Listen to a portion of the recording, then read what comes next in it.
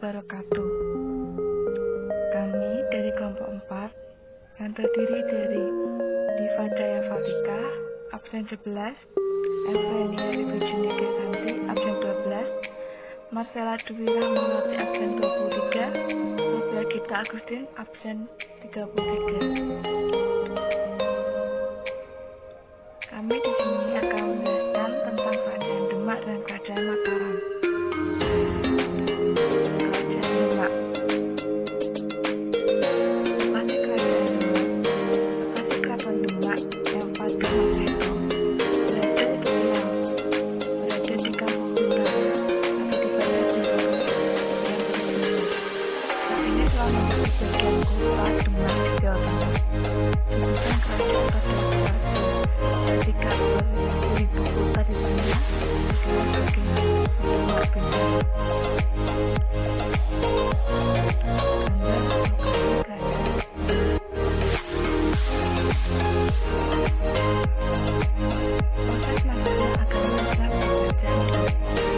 Masyarakat di bawah Jawa pada umumnya menganut agama Hindu dan Buddha. Agama Hindu ini memiliki masyarakat dan beberapa pasar. Kuasa politik di Pulau Jawa yang pada waktu itu dipegang oleh kerajaan Majapahit yang sudah mendekati keruntuhannya karena perpecahan di kalangan keluarga yang kemudian berkembang menjadi pertempuran untuk merebut kekuasaan. Pusat penyebaran agama Islam di Jawa Timur, khususnya yang telah dirintis oleh Maulana Malik Ibrahim di Gresik, kemudian dilanjutkan oleh Raden Rahmat yang disekolahkan ke Ampel Surabaya. Pendirian Demak oleh dua wanita Raden Rahmat dan Raden Fatah, yang kemudian menjadi pilihan Majapahit. Dengan kedatangan Raden Fatah ke Total, berarti Demak itu agama Islam itu pada tahun 1475 Masehi. Sistem pemerintahan Kerajaan Demak. Kerajaan atau Sultan Demak merupakan kerajaan sentral dan utama di Pulau Jawa.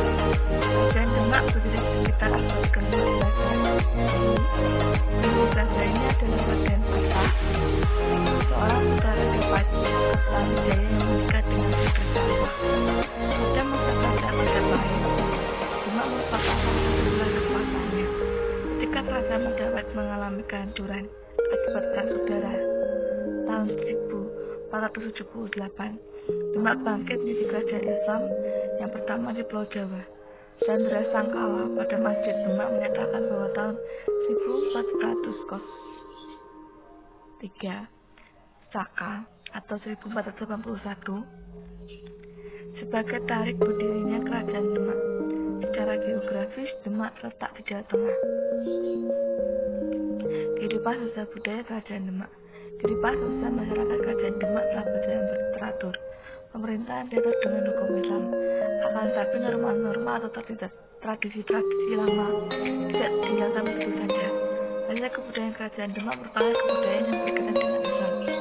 Hasil kebudayaannya yang cukup terkenal dan sampai sekarang masih tetap berdiri adalah Masjid Agung Demak. Masjid itu merupakan lambang kebesaran Demak sebagai kerajaan Islam. Masjid Agung Demak selain kaya dan ukiran sertifikat Islam juga memiliki istimewaan, yaitu salah satu tiangnya dibuat dari kubah sebagai kayu bekas.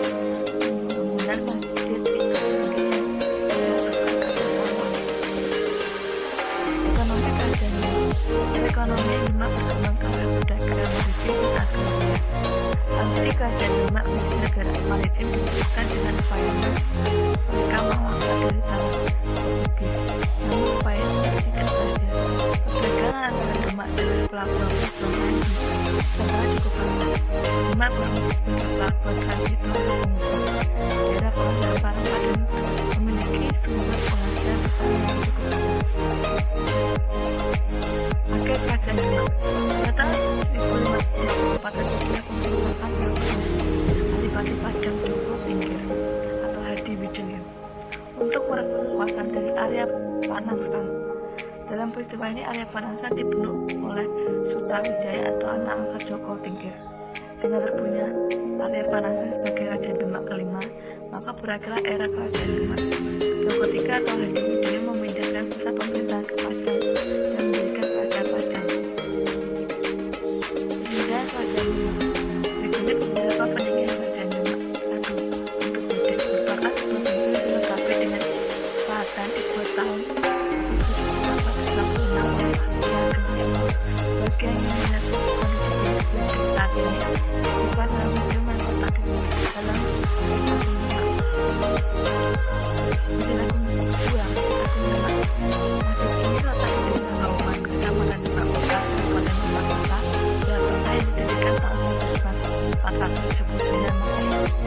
Saat ini Masjid Agung Demak sudah berumur sekitar 600 tahun yang diisi dengan komposisi dan inovasi banyak sejak saat. 3. Makam Sunan Kalijogo. Sunan Kalijogo adalah satu dari 9 atau Wali Songo yang berdakwah di sekitar wilayah Jawa. Sunan Kalijogo wafat pada tahun 1520, lalu dimakamkan di desa Kadilangu berdekatan dengan hutan Demak. Makam Sunan Kalijogo sekarang ini telah menjadi situs yang sering didatangi oleh para peziarah dan wisatawan dari berbagai wilayah di Indonesia. Makam Sunan Kalijogo menjadi salah satu peninggalan sejarah dari Kerajaan Demak. 2. Kerajaan Mataram. Lokasi Kerajaan Mataram.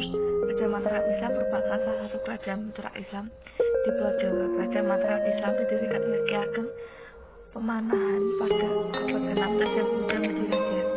Pusat Kerajaan Mataram ada di Kota Gede, Yogyakarta. Berikut gambar lokasi Kerajaan Mataram.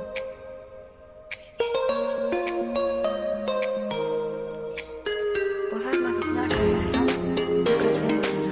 Kerajaan Mataram merupakan kerajaan Islam yang berada di Kepulauan Mandiri yang dipimpin oleh Panembahan Senapati pada tahun 1554 dan 1551 Masehi. Pada masa Panembahan Senapati Ageng Mataram pola keagamannya cenderung sinkretis. Seperti di Kerajaan Mataram, Panembahan Senapati menjadikan agamanya sebagai agama resmi kerajaan. Secara garis besar, pola kebijakan Panembahan Senapati terhadap agama di Kerajaan Mataram sama dengan mengangkat Wali-Wali Kadilangu sebagai penasehat dan pemimpin kerajaan, mengembangkan status Islam dan memberikan jabatan pemerintahan yang disebut Kemulan atau lembaga keluar. Objek kajian keagamaan pada masa Panembahan Senapati diteliti dengan menggunakan pendekatan politik yang terus tidak bisa lepas dari kebijakan-kebijakan yang dikeluarkan oleh para pemimpin. Hal ini di Panembahan Senapati sebagai raja di Kerajaan Mataram. Selanjutnya, metode yang digunakan dalam penelitian ini adalah metode penelitian kualitatif dengan jenis penelitian kepustakaan yang berupa sumber seperti artikel dan buku yang dalamnya didapatkan secara kuantitatif dengan tanpa melewatkan proses verifikasi dan interpretasi. Tujuan penelitian ini adalah memahami kebijakan agama Panembahan Senapati terhadap agama Islam di Kerajaan Mataram. Untuk pemerintahan Kerajaan Mataram memiliki struktur pemerintahan yang dibentuk oleh seorang Tuhan akibat dalam konsep penegaraan Jawa. Kerajaan Mataram disebutkan dengan konsep keagungbinasaraan atau diungkapkan sebagai Bumibinasara.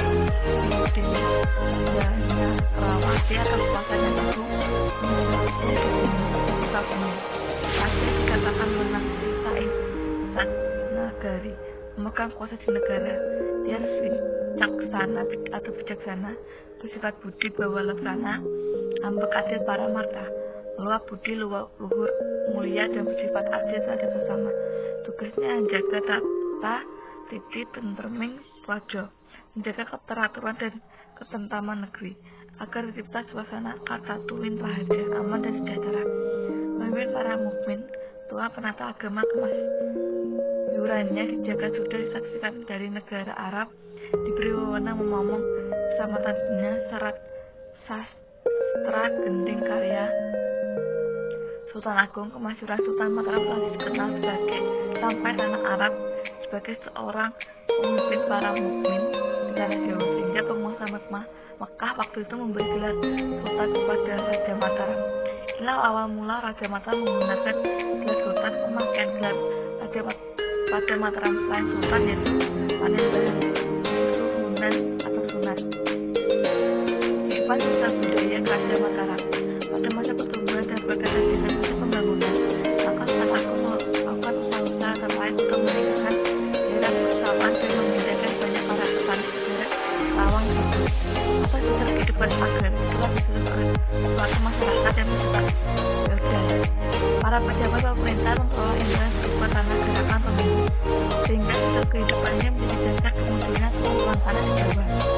Pada masa kebesaran Mataram dan juga berkembang tanah lain seperti tari, seni bahas, seni sastra, kehidupan dunia. Sampai itu muncul kebudayaan kejawen yang merupakan kulturasi antara budaya asli Hindu dan dengan Islam. Pada tersebut yang bersumber pada dan ekonomi kerajaan Mataram. Letak geografisnya yang berada di pedalaman didukung tanah yang subur, menjadikan kerajaan Mataram sebagai daerah pertanian atau agraris yang cukup berkembang, bahkan menjadi daerah pengekspor beras terbesar pada masa itu. Rakyat Mataram juga banyak melakukan aktivitas perdagangan laut. Hal ini dapat dilihat dari kuasanya daerah-daerah pelabuhan di sepanjang pantai utara Jawa. Perpaduan dua unsur ekonomi yaitu agraris dan maritim mampu menjadikan kerajaan Mataram kuat dalam peraturan politik Nusantara. Akhir kerajaan Mataram saat Dharma Wangsa menikahkan putrinya dengan Airnaga jadi serangan. Ibu kota Mataram kuno saat ini berada di wilayah sekarang Masbate atau Kabupaten Magelang. Ibu kota ini diserang oleh pasukan Urawari pada tahun 16. Kejadian yang menewaskan Raja Dharma Wangsa dan banyak warga tetap pejabat kerajaan. Hanya Erlangga yang dibantu oleh Empu Narotama. Tangannya juga menyebabkan peralayan atau paduan di bumi Jawa yang berakhir. Hingga Raja Mataram. Berikut ini beberapa penilaian Raja Mataram. 1. Prahasti Kedu. Prahasti Kedu atau Matyasing merupakan peninggalan dari Wangsa Sanjaya. Prahasti yang ditemukan di kampung Manteseh atau Jawa Tengah ini memuat data sejarah Raja Mataram sebelum Raja Balitulung. Prahasti Kalasa, prahasti peninggalan Wangsa Sanjaya ini ditemukan di Kecamatan Kalasa, Sleman, Yogyakarta. Usianya sekitar 700 Saka atau 788 Masehi. Prahasti Kalasa dituliskan dalam huruf Pranagari dan bahasa Sanskerta. 3. Prahasti Ratu Boko. Prahasti berusia 792 Masehi ini dinamakan sebagai Prahasti Abhayagiri Vihara yang artinya biara yang dibangun di Bukit Kedamaian.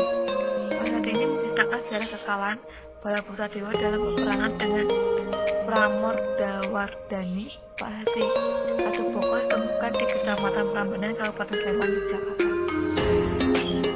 Prahasti yang diberikan pada masa pemerintahan Raja Indra dari dinasti Calimber di Kota Mungkit, Magelang, Jawa Tengah.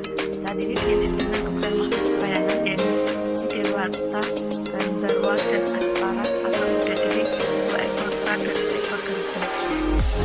Sekian, terima kasih sudah menyaksikan presentasi dari kami. Ini ada salah dari kata dari kelompok kami, mohon dimaafkan. Assalamualaikum warahmatullahi wabarakatuh.